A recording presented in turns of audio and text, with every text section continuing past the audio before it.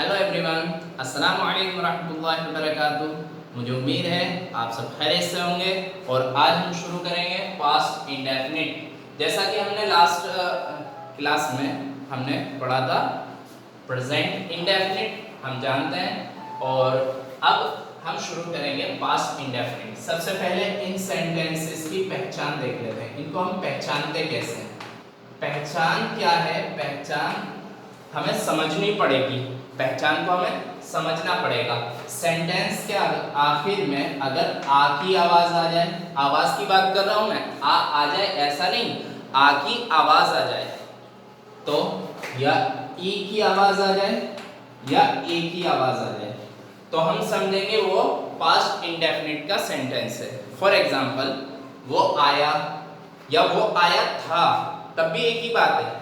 वो आया, वो गया, वो सोया, उसने खाना खाया, ये सब क्या है?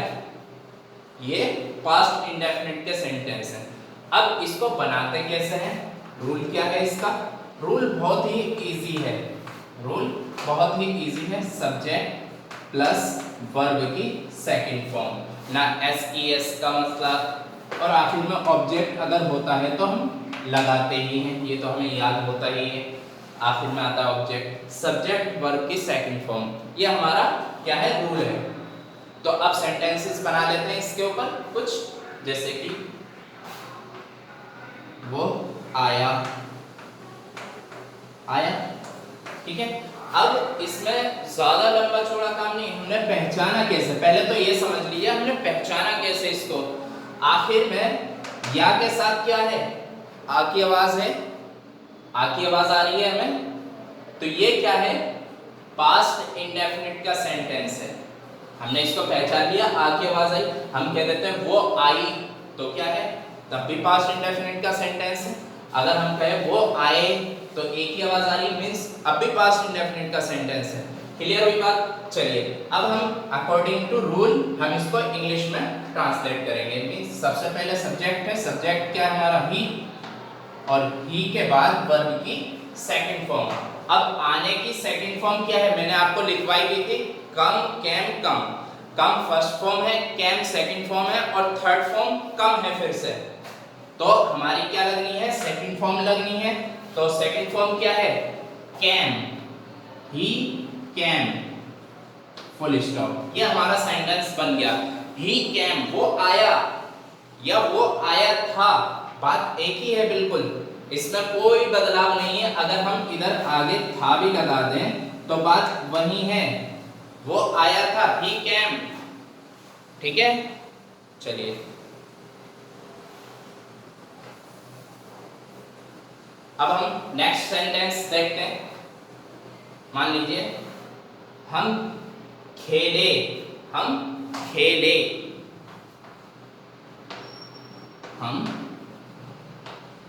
खेले, ठीक है।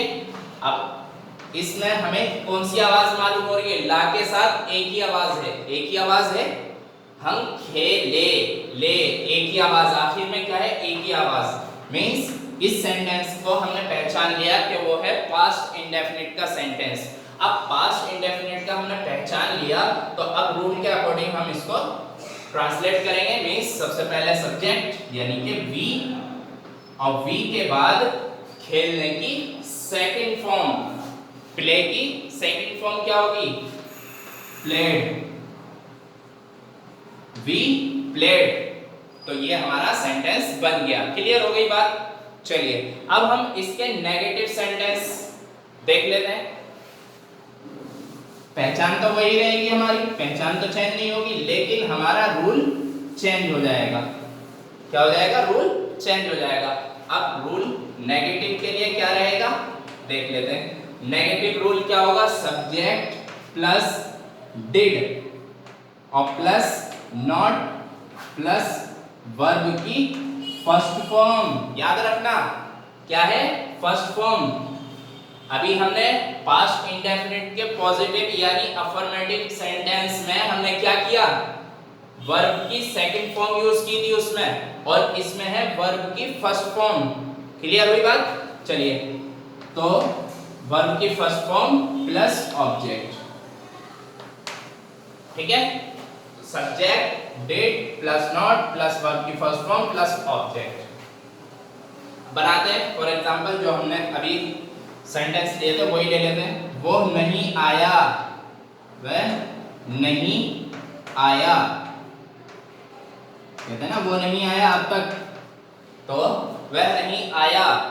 तो सबसे पहले सब्जेक्ट क्या है हमारा, ही, और ही के बाद हमें यूज करना डिड, डिड और फिर not. He did not verb की फर्स्ट फॉर्म, सेकंड नहीं। He did not come, object कुछ है नहीं तो हमारा full stop. He did not come, वो नहीं आया। क्लियर हुई? चलिए नेक्स्ट सेंटेंस देख लेते हैं। चलो हम उसी को एक बार और लिख लेते हैं।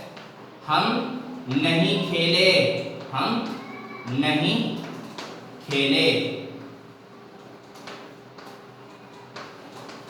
पहचान लिया ये हमने कि ये इंडेफिनिट, पास्ट इंडेफिनिट का सेंटेंस है और वो भी नेगेटिव में।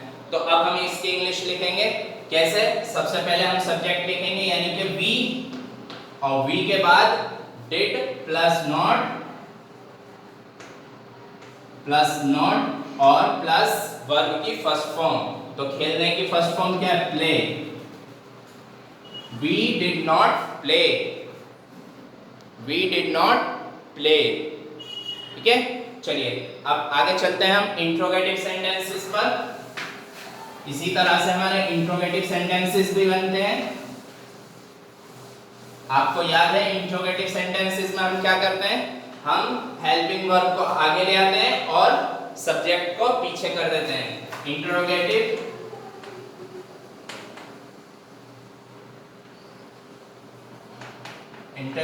सेंटेंसेस हमारे कैसे बनेंगे? सबसे पहले हमारा हेल्पिंग वर्ब यानी डिड प्लस सब्जेक्ट और प्लस हमारी वर्ब की फर्स्ट फॉर्म। अगर नॉट लगाना है तो हमें सब्जेक्ट के बाद लगाना है, और प्लस ऑब्जेक्ट अगर है तो। ठीक, मान लीजिए। और आपकी पहचान क्या है इंट्रोगेटिव सेंटेंस की? इंट्रोगेटिव सेंटेंसेस में हम शुरू में क्या लगाते हैं? फॉर एग्जांपल, क्या उसने खाना खाया, क्या वो खेला, क्या वो, यानी क्या के साथ हम क्या मैं खेला, क्या हम गए, इस तरह से हम कुछ भी सेंटेंसेस बना सकते हैं। किसमें? इंट्रोगेटिव में, पास्ट इंडेफिनिट का सेंटेंस। चलिए बनाते हैं। क्या उसने खाना खाया? आप कहेंगे कि सर फिर भूख लग गई। जी हाँ, मुझे भूख लग गई। अब ये क्या है? क्वेश्चन है, क्या उसने खाना खाया? तो अब क्या करेंगे? सेंटेंस हमें मालूम है कि ये इंट्रोगेटिव का पास्ट इंडेफिनिट का सेंटेंस है, क्योंकि आखिर में आ की आवाज आ रही है। हमने देखा पास्ट इंडेफिनिट का सेंटेंस है और शुरू में क्या लगा हुआ है, इसका मतलब इंट्रोगेटिव सेंटेंस है। अब हमें रूल का यूज करना है। रूल में क्या है? सबसे पहले हमारा डिड आ जाएगा। डिड आ गया सबसे पहले, डिड, और डिड के बाद सब्जेक्ट। सब्जेक्ट क्या है? उसने। उसने क्या है? वर्ड। अब ये उसने का मतलब वो, हम क्या कह सकते हैं? वो भी बोल सकते हैं। क्या वो खाना खाया? लेकिन ये अजीब सी लगेगी आपको, लैंग्वेज ऐसा लगेगा कोई बिहारी बोल रहा है। मीन्स मतलब कोई अगर मतलब बिहार का रहने वाला, बिहार के रहने वाले क्या करते हैं? इसी अंदाज में बोलते हैं। तो हम कहेंगे कि भाई बिहार से आया है क्या, जो वह का इस्तेमाल कर रहा है। क्या वह खाना खाया? तो ये खड़ी लैंग्वेज हो जाएगी। तो हम वह की जगह पर उसने का इस्तेमाल करते हैं यहाँ पर। लेकिन होता क्या है? ये असल में वह होता है। तो हम क्या करेंगे? इसके लिए हम ही या शी का यूज करेंगे। इधर से हम पहचानेंगे आखिर से कि ये ही इस्तेमाल होगा या शी। हमें मालूम हुआ यहाँ से आखिर से। अगर हम लिखते क्या उसने खाना खाया की जगह पर, अब हम यहाँ पे कंफ्यूज हैं, ये ही है या शी है। तो हम कुछ भी लगा सकते हैं, ठीक है, क्योंकि इसमें जेंडर शो नहीं हो रहा। तो हम कुछ भी लगा सकते हैं। हम ही लगा लेते हैं। डिड ही के बाद सब्जेक्ट आ गया हमारा, वर्ब की फर्स्ट फॉर्म ईट, और ईट के बाद ऑब्जेक्ट। ऑब्जेक्ट क्या? खाना, यानी कि food. Question mark. Did he eat food, क्या उसने खाना खाया। क्लियर हुई बात। चलिए एक एग्जांपल और ले लेते हैं इंट्रोगेटिव में, या हम चलिए एक और ले लेते हैं, जैसे क्या हम नहीं गए, नहीं गए,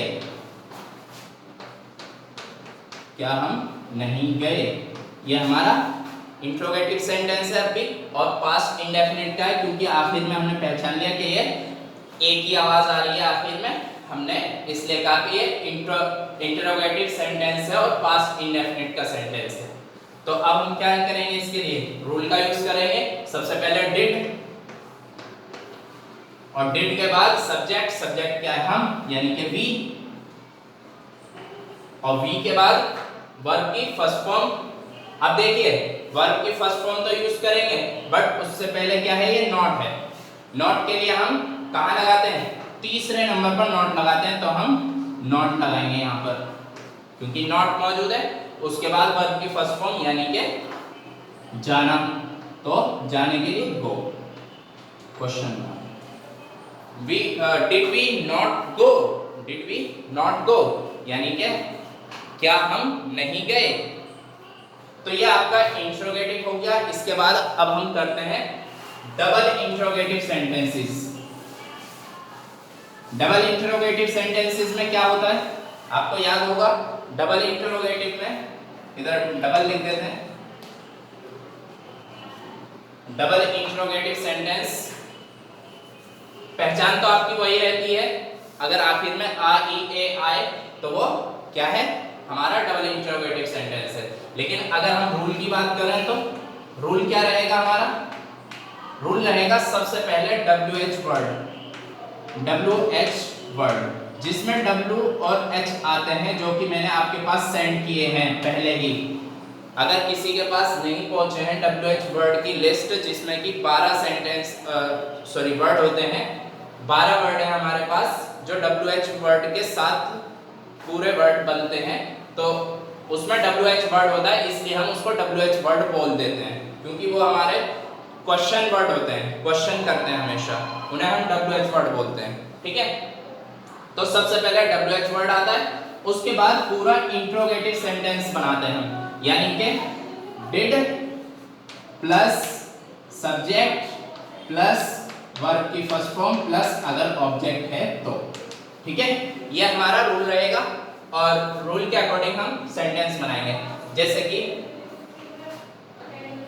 वो क्यों खेला, क्यों खेला,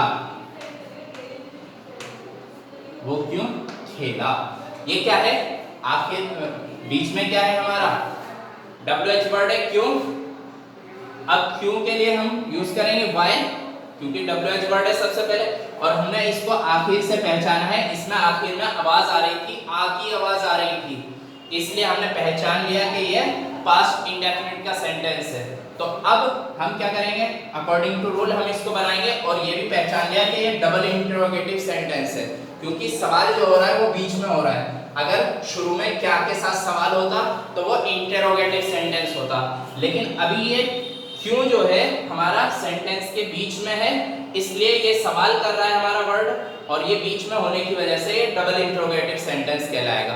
अब हम क्या करेंगे, इसके लिए WH वर्ड का यूज करते हैं। सबसे पहले वाई, और वाई के बाद हम प्लस डिड, और डिड के बाद सब्जेक्ट क्या है हमारा, सब्जेक्ट है हमारा वह, यानी कि ही, और ही के बाद सब्जेक्ट के बाद वर्ब की फर्स्ट फॉर्म, अगर ऑब्जेक्ट है तो ऑब्जेक्ट, उसके बाद वरना नहीं। तो अब वर्ब क्या है हमारी, प्ले।